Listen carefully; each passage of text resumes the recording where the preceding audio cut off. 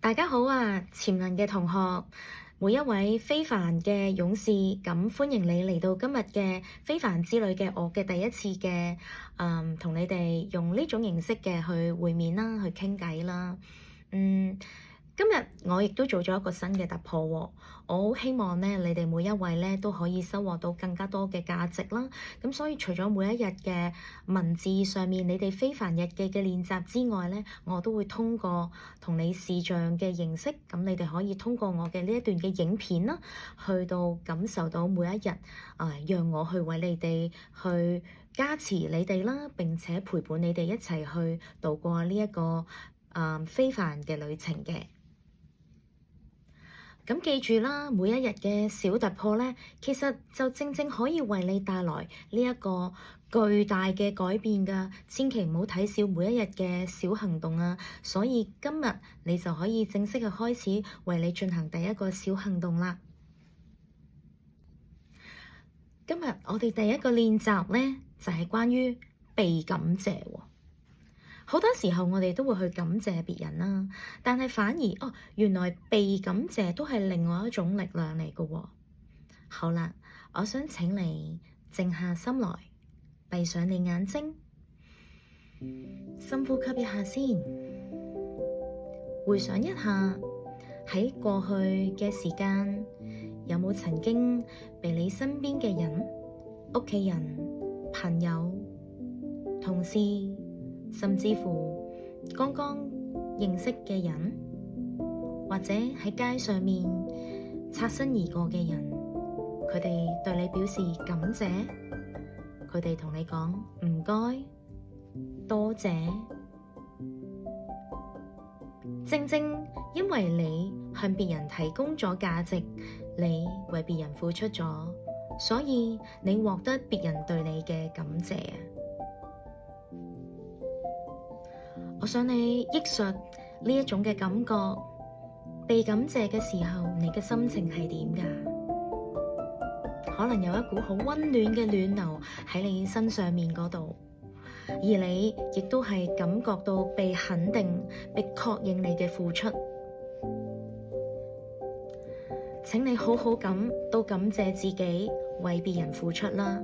請你第一時間去確認並且肯定你自己，哪怕呢一件事情係幾微小嘅事情，但係呢個世界上面宇宙嘅能量就係一個螺旋式咁，好似回力鏢咁啦。當你向別人提供價值、付出嘅時候，別人回來感謝你，你亦都令呢個世界嘅能量越嚟越高頻。呢個就係宇宙吸引力法則啦。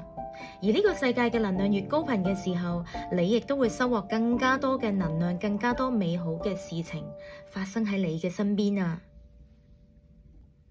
我想請你接下來打開你嘅非凡潛能日記，寫下今日要寫低嘅句子。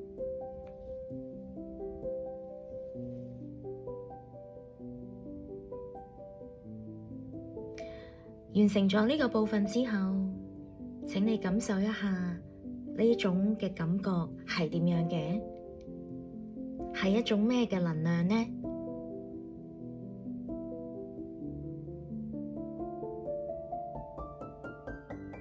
好啦，接下落嚟，我想請你去回想一下你嘅目標，仲記唔記得你2025年12月20號嗰日，你嘅整個目標完成畫面嘅情景係點嘅？請你閉上眼睛，想象一下整個畫面。你望到啲咩？身邊有咩人喺度？當你成功達成目標嘅時候，整個場景係點㗎？你嘅感受又如何呢？你心底嗰種嘅喜悅感、嗰種興奮、嗰種振奮，到底係如何嘅呢？好好地將呢一個咁美好嘅畫面，通過呢一個嘅想象，並且將呢股嘅能量放進你嘅能量泉源，而呢一個能量泉源會通過一道白色嘅光，將佢好好地再次牢固喺你嘅能量泉源裏面。完成之後，成個感覺係點樣㗎？請你將呢一股嘅感覺、呢一股嘅感受記錄喺你嘅旅程手冊裏面啦。好啦，所有嘅美好結果都係需要有所行動嘅。記住，你一定要有行動力法則去實現你嘅目標，實現你嘅願望。今日請你為自己設定一個小目標，只需要一個小目標啫，一個小行動，讓你呢一個目標可以瞬間可以實現得到。每一日嘅小練習都係讓你更加通往成功同喜悅嘅路上面。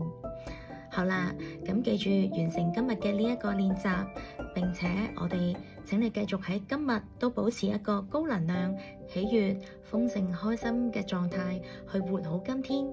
咁我哋明天繼續見面啦，再見。